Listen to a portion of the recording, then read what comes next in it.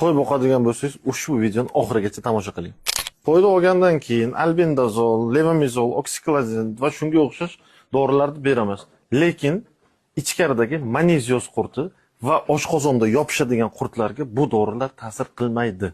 Qo'yni polda boqasizmi, yerda boqasizmi, sovuq boqasizmi? Lekin mana shu dorini siz har doim ishlatishingiz kerak bo'ladi.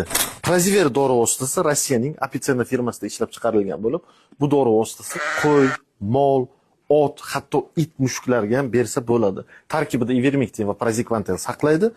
Buni ichirish tartibi 0,6 ml 10 kg tirik vaznga ichirilsagi oshqozon ichakdagi qurtlar, hattoki tashqi parazitlardan ham ivermektin borligi uchun himoya qiladi.